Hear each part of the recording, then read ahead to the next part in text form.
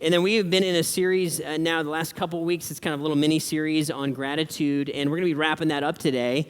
And what we've been doing here in this series is just taking a little bit of time to really look at the reality of how gratitude works in our lives and some of why it's a challenge, right? And part of what we said is our culture is often set up in a way that we're kind of designed to look at what we don't have and where we're not quite yet, like what the gap is, right? Between maybe the thing that I want or the thing that somebody else has that I don't have.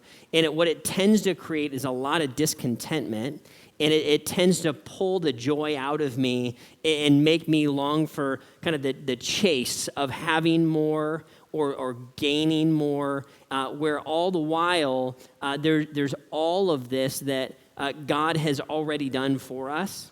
There's an abundance that God has already provided for us.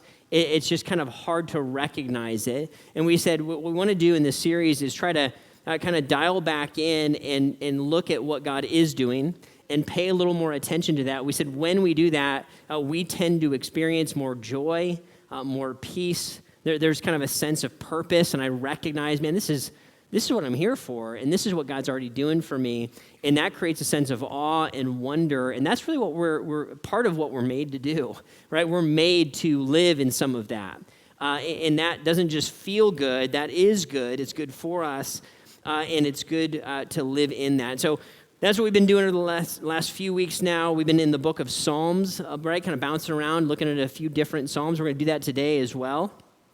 And if you have a Bible with you, you can go ahead and turn to Psalm 118. If you don't have a Bible and you want one, you can use it here in the service, and then if you want to take it home with you, you can do that as well. They're right there in front of you in the chairs there. There's like some little trays underneath the chairs. You can grab a hold of one of those Bibles and use it today. And what we're going to do here is we look at Psalm 118. We don't know exactly who wrote this. We think it was probably David. But we're going to kind of look at it. We're going to look through all of this psalm and kind of dial into some of the big themes of this psalm. We won't have time to look at every little piece. But the big picture story and kind of look at the psalm is really focused on the goodness of God, right? On the goodness of God. And that idea of goodness is that he is full of generosity. That's kind of who he is, right? He is overflowing with generosity.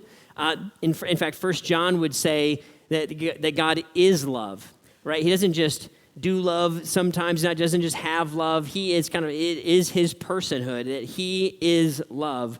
And we're going to see some of that show up here in that psalm and see how that shows up and has a direct impact on our lives. So here it is, Psalm 118. Let's look at it together, 1 through 7. We're going to start with this portion of the passage. He says, give thanks to the Lord, for he is good. His love endures forever. He says, let Israel say, his love endures forever. Let the house of Aaron say, his love endures forever. Let those who fear the Lord say, his love endures forever. Kind of that repeated refrain. He says, when hard pressed, I cried to the Lord. He brought me into a spacious place. The Lord is with me. I will not be afraid. What can mere mortals do to me? The Lord is with me. He is my helper. I look in triumph on my enemies. And we're going to look at more in the passage here, what some of that looks like with the enemies. But here's what he's saying is he says, I was hard pressed, right? I was in a situation where I was jammed up. I was kind of bound. And he says, the Lord, he brought me into a spacious place. Or another way to say that is he brought me into there goes that lid. I'm just saying, maybe somebody can give me an assist. You just want to watch me jump off the stage, don't you, brother? Thanks, man. Thanks for doing that. I will try not to drop that again. Right? He said, basically what the idea is, right? The Lord brought me into a spacious place. He brought me into a place of freedom, and he has taken me from this situation where I was all jammed up, locked up, right, inhibited, and he is the one that put me here. And what we're going to see in the passage is often that is a matter of perspective, right? It's a matter of perspective to see myself in a situation and to see the situation that I'm in as a place of being spacious, as being a place of freedom, right? And he's going to praise God, he's going to thank God, and he's going to say that this is what the Lord has done. he has set me here. He is good. His love endures forever. He's going to repeat that over and over again. And part of what we want to do is we want to see this and begin to see the goodness of God more and more clearly. We said it this way here in your notes. I said, right, the goodness of God is always in our lives. The challenge is stopping to see it. Okay, the goodness of God is always in our lives. The challenge is to stop and see it. The challenge is to look around and recognize, wait a minute, the stuff that feels like a grind in my life, the everydayness of my life, the stuff that I take for granted, the honest reality is, if you picked me up and put me 100 years ago, or maybe even in a different land today, the stuff that I take for granted or I think is just normal, that stuff would feel like an incredible abundance. Right? We all just enjoyed Thanksgiving. Who ate too much? Yeah, go ahead. You can confess. Get it out, right? It's okay. You can fast too, right? The fact that many of us had a lot of food to eat, that situation may not be as readily available to many people even 100 years ago. The fact that many of us are going to have warm places to sleep, that we have relationships that we can cling to, the fact that a bunch of us can gather in this room and talk about Jesus freely without any fear of persecution. Right? We have brothers and sisters. If you're a follower of Jesus today, we have brothers and sisters across the globe that can't do this. They have to go kind of underground, and what that means is basically they have to go hide somewhere with a small group of believers, and they have to form their own worship experience and study of the scriptures and prayer and quietly maybe sing worship songs and not get caught for fear of persecution. I'm just going to be honest, guys, I almost never think about that, right? I bet you don't either. Right? And the reality is I have to stop and I have to recognize the thing I think of as normal is mind-blowing. It's the mind-blowing abundance and goodness of God and love of God showing up in my life in this specific way, right? And that believer in the underground situation, they're going to have the same thing. They're going to look at the goodness of God in a different situation, even though they're in the middle of hardship. But part of what we have to do is we have to train ourselves to see it. Because my culture is training me to see the gap. Well, here's what you don't have. Here's what you're not. Here's what you're missing. Here's what, if you bought my product, then this would happen in your life. Right? We're trained to see that. What we're not trained to see is the goodness of God kind of in the everyday and in the all the time. The love of God enduring in my life all the time. And when I think about this, I think about, I don't know, if this happened to me when I started driving and got a car. You ever notice this when you get a new car, you start to see your car everywhere? You ever notice this? It's like a weird thing. You're like, all of a sudden, there's all these, everybody drives this car, and then you feel close to that person, right? You see somebody that's driving your car, and like, we're friends, right? Like, they must be awesome because they have my car. I used to drive a blue Saturn. Does anybody ever remember Saturns? They're gone now. They've gone to be with Jesus, right? I don't think they're around anymore. It's like a plastic car. It just never died. So I think they're like, we're not making money on this thing. But when I got a blue Saturn, I mean, it's not like a normal situation that somebody drives that thing. And I would see it everywhere, right? And my eye was trained to see it. And I would have warm feelings about the driver and think, you're awesome, right? But this is kind of how it works. If I want to start to see this happen in my life, I have to begin to see God's work and recognize it for what it is, right? And then I'm going to start to see it more and more and more. Just like my car, right? I call this, I see my car effect, right? It's a real thing, right? When I start to train my eye to see the goodness of God and to see the love of God, what's going to happen is I'm going to start to see it all over the place. Oh, wait a minute. Maybe I don't have to go to school or have to go to work tomorrow. Maybe I get to. Maybe this job isn't some terrible job that I have to. Maybe it's a privilege that I have the ability to live in a situation where I get to choose where I seek employment. I get to choose how I engage that, and I have the option to leave this and go find other. wow, that freedom is something that I live in, don't even recognize exists most of the time.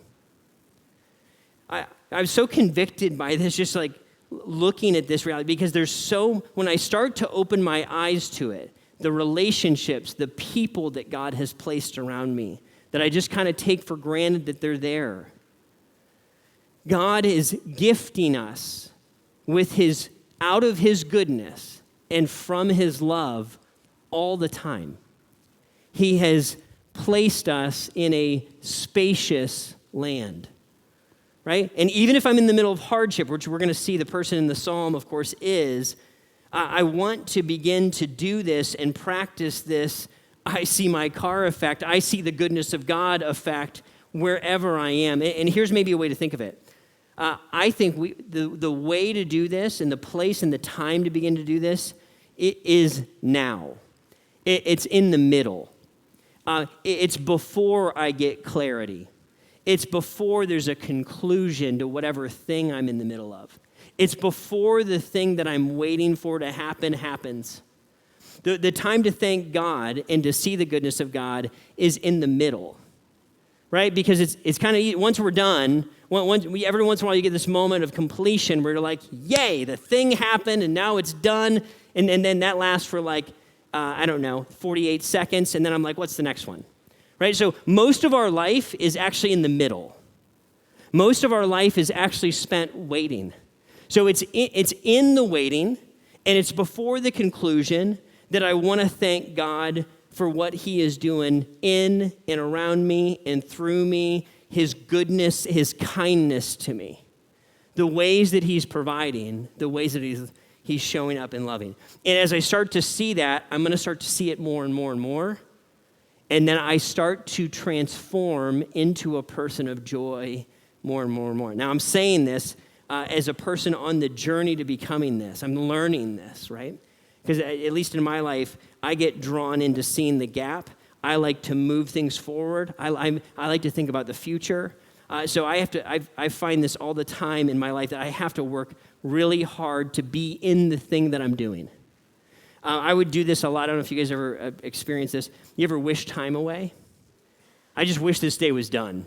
You ever do that? I can't wait to get over this. As soon as we get to blah, blah, and man, I've been really convicted about it, and I've been really focused on it probably the last 18 months.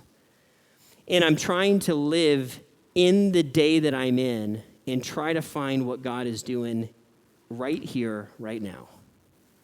And here's what I've discovered. When I stop fighting to get out of what I'm doing and actually just engage it, all of a sudden I relax and I can find things to be grateful for and excited about. I can engage, right? I can put my heart into it. Instead of wishing the time away, trying to find the fast forward button, I can just be here in this thing where I am. That's what I'm talking about, in the middle, right? Can we do that and recognize when I do that, I start to see the spaciousness of the land that I'm in, right? Because, guys, no matter what situation you find yourself in, it can be viewed as slavery. No matter what situation we find ourselves in, we can view it as spacious, right? A lot of it has to do with the reality of the perspective that I'm approaching it with. Here's the next section. Psalm 118, 8 through 14. The psalmist says, it's better to take refuge in the Lord than to trust in humans. It's better to take refuge in the Lord than to trust in princes. He says, all nations surrounded me, but in the name of the Lord I'll cut them down. They surrounded me on every side, but in the name of the Lord I'll cut them down. They swarmed around me like bees, but they were consumed as quickly as burning thorns. In the name of the Lord I will cut them down. He says, I was pushed back and about to fall, but the Lord had helped me. The Lord is my strength and my defense. He has become my salvation. Right? Remember this section that we're looking at, right? That this is a song. So they're coming back to some of the same phrases. But here's the idea is that the writer of the psalm has some enemies, right, around him. And these people are mad. He's like, right, they're sad people. I'm going to make them have frown faces. Part of the awesomeness of coming here is that I'm so good at art. It's just incredible. That is not a mustache. That's a frown. I know. It's whatever, right? It's good. Someone can help me after. Some of you who are good at art are just so uncomfortable right now. It's so good, right? But literally, these guys are mad at the writer. They're attacking. They're surrounding. He's going to say they're swarming like bees. And he says, I was so hard pressed. I thought I was going to fall. And guys, this is a reality of everybody who follows Jesus. I think it's a reality of everybody in life, is we're going to get pushed to the limit. Some set of circumstances is going to push us to the limit in life. It could be people. It could be people opposing, like the scenario we're reading about. It could be physical limitations, financial. Something is going to push us to the edge. Something is going to make us wonder, can I keep going or not? And the psalmist is going to look at this and say, my situation, this one pushed me to the edge. And he would say, the Lord, right? The Lord is my strength. The Lord is my defense. The Lord is my help. He came to my rescue. He has become my salvation. And what is powerful about this is he's recognizing that this God who he cannot see is actively helping him and sustaining him in situations that he can see. He's taking hold by faith of the invisible, recognizing there's a God who is real and that God ever lives to bring his power to bear in this person's life. And that is going to be true for you and me, right? If you're here today and you're not a follower of Jesus, I want you to understand what the Bible describes is a God who has all right and authority to judge us and condemn us, and he chooses not to. He chooses to send his son to pay the price for our sin, to save us, because he is for us. He doesn't want to be against us. He doesn't want to destroy us. That's not where he wants to land. Where he wants to land is in a place of help and strength and defense and salvation in our lives. And of course, the psalmist is recognizing this. Here's a question I'd love to have us kind of wrestle with. What if God is helping, sustaining, and saving us in ways that we don't even recognize? You ever think about that?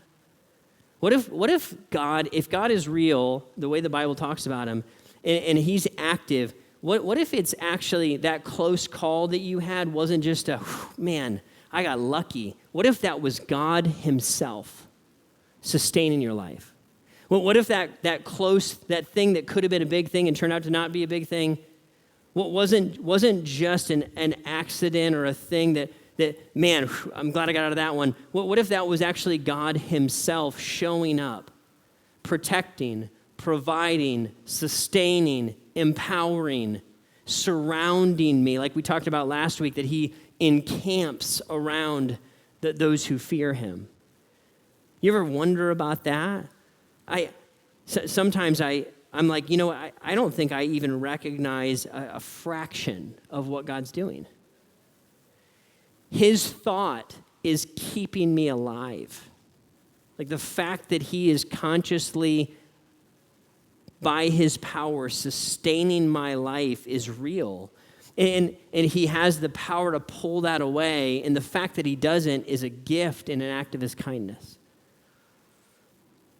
To look and say, man, God, you are doing a whole bunch more than I would ever even recognize. It made me think when I was studying this, it made me think of we have a safety team here at Grace, right? Men and women who are, their job is just to keep us safe, right? And they watch and they hang out and they kind of keep an eye on things and they intercede when they need to. But most of the time, if they're doing their job well, none of us even know they exist.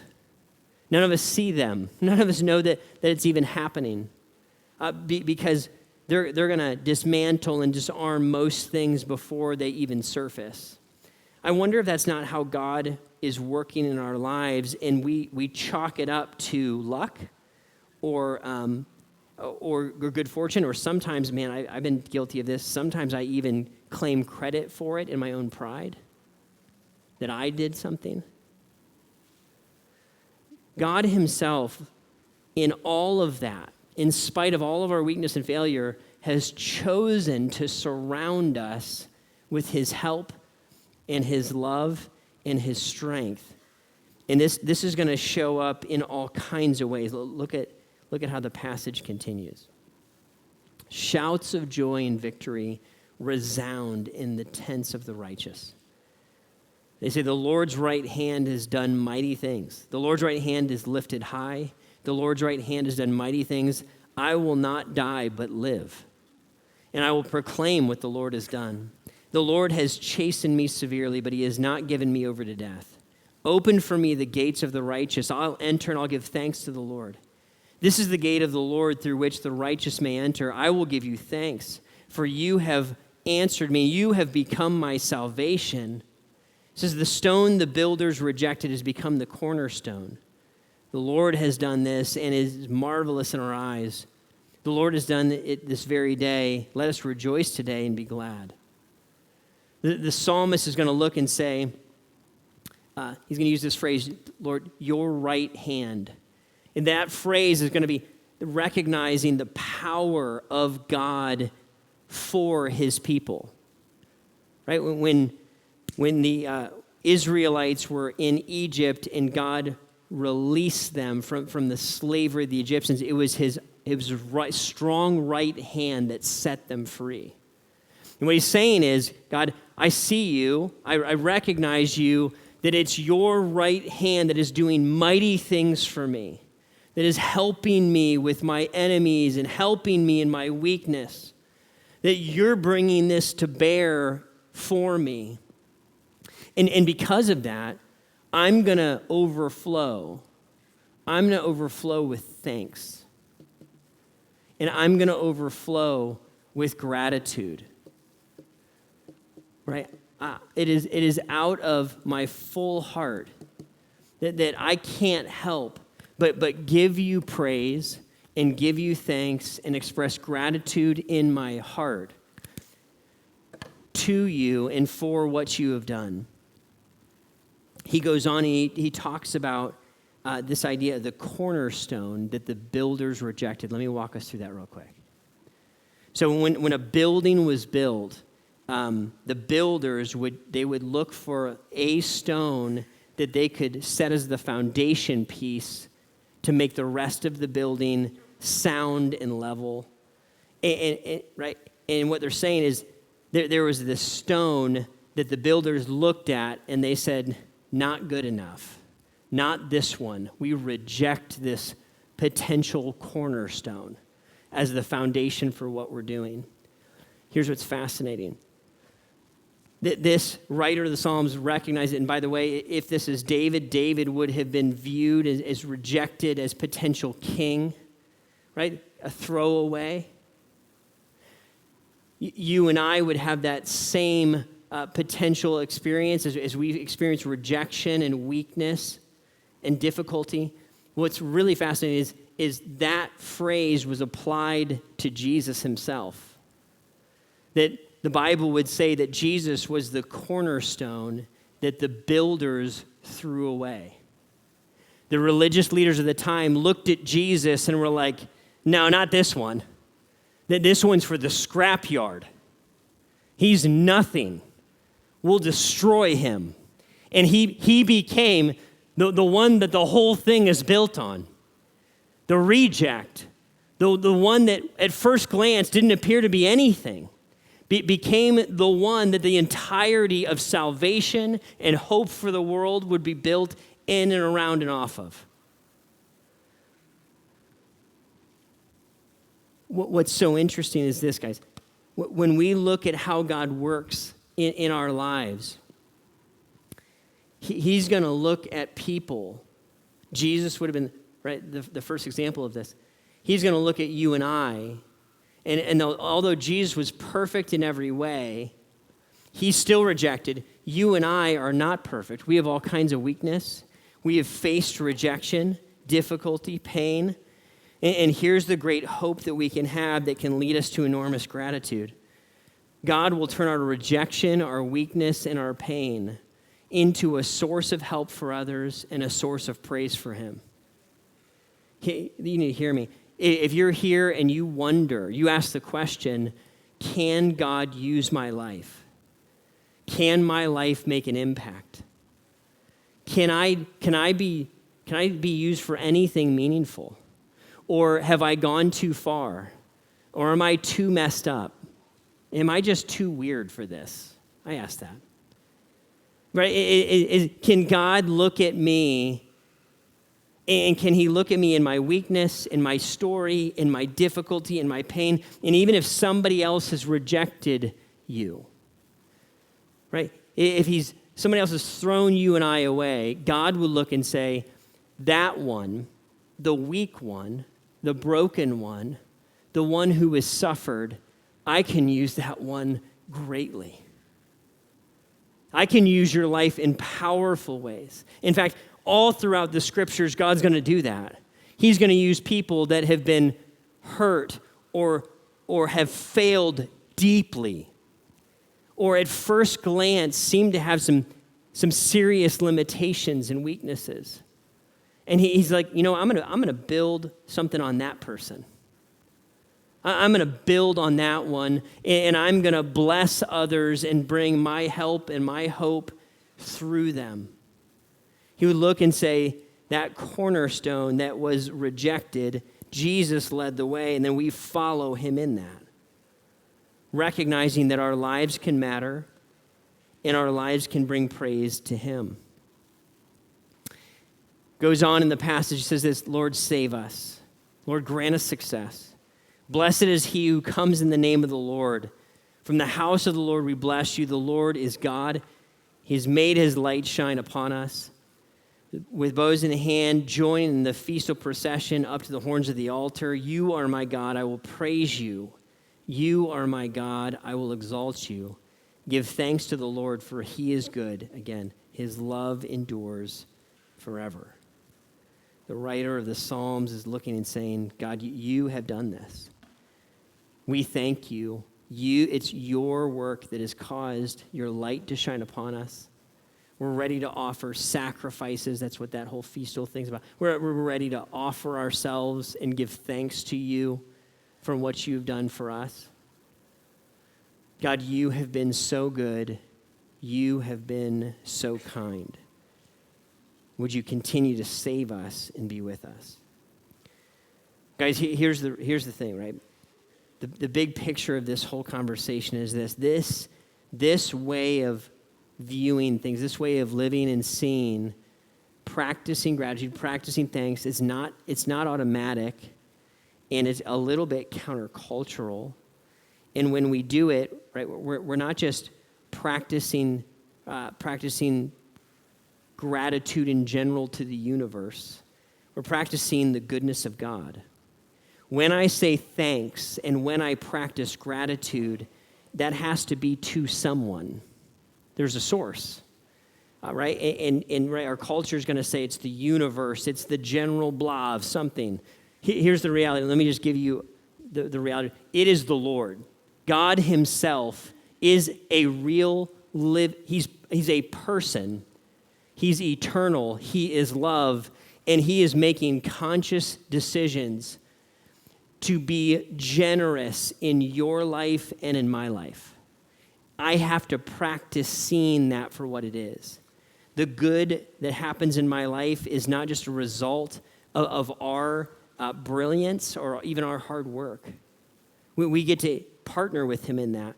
It's not just luck. It's not just coincidence. It's an action by a loving God, right? And here, let me give you one takeaway, and then I'll lead us here a little bit of a time of reflection and prayer. Here's, if you had one takeaway out of this series, here's just one action. If you started this one habit, I almost guarantee you your life would be more marked with joy and peace than it currently is if you're not doing some version of this. What if we just stopped and wrote down 3 things we're grateful for to God each day? beginning of the day or end of the day. Don't care if it's written. Don't care if it's don't care if it's on your journal app or on your notes. Don't care how it happens. But to stop and recognize, to train my eye to begin to see the goodness of God. To begin to say thank you in new ways for the gifts that he has provided in my everyday life. Even if they seem really simple. Even if when I think about it, I sound like a child.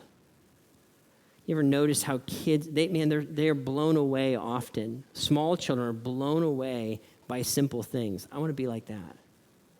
I want to be like that till I die. I never want to outgrow wonder. Right? There's a time in my life when I looked down on wonder. And I thought, well, duh, that's how it is. I never want to get over wonder. And being blown away by the simple things that God has done and how he is working in my life.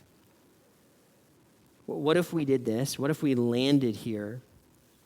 And what if we saw how God is working and what he's doing for what it really is? As we've been doing this here in this series, we're gonna do this again. I want to just lead us through a little bit of a reflection time. If you'd be willing, if you would bow your heads and close your eyes with me, I just want to ask you a few questions, and then I'll pray. The band will come out here soon, so don't be bothered by them. But here's what I'd love for you to just kind of focus your mind and imagine. I want you to think about the everyday kind of physical provision that God pours out into your life. I want you to think about the food that you ate, or maybe overate, at Thanksgiving over the last few days. Think about the place where you sleep, the transportation that you have available. Even let it go into the loving or the meaningful relationships that you have. Think about the friends or the community that God has placed around you. The family, even if there's strain, the family that God has put in your life. And some of the kindnesses that they've shown.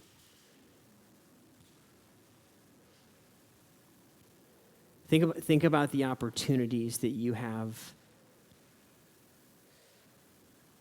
to live out purpose. Because what I want us to imagine is God himself coming and bringing those individual things that we're thinking about as gifts into our lives. Today, here's your daily bread. Here's a bed to sleep in. I'm longing to gift you with hard work to engage and express purpose, a family to belong with. I want you to think about the ways that God has protected and sustained your health. Even if there's problems, think about the thing that surfaced that if you didn't know about it would have been much worse.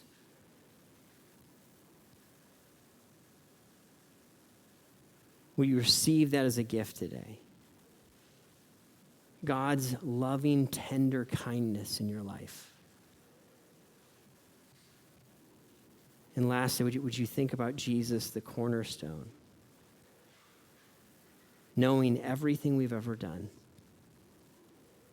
every jealous thought, every selfish motive, every prideful expression,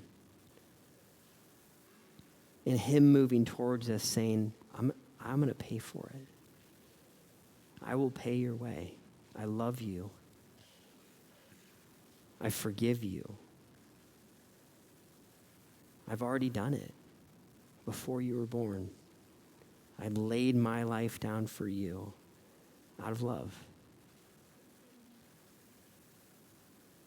Would you receive his sacrifice as an act of kindness from God the Father?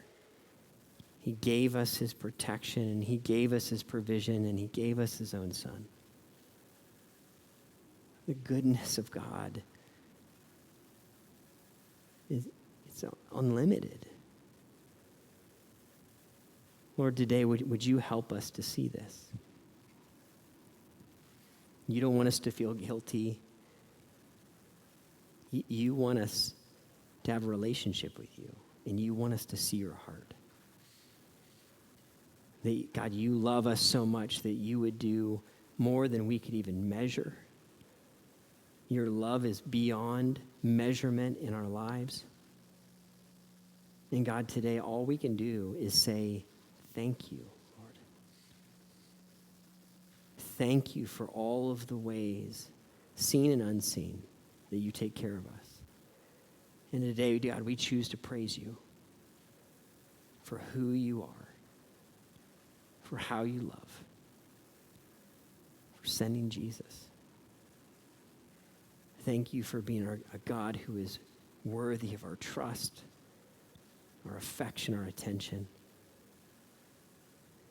worthy of all of our gratitude. Meet us here, Lord, even now.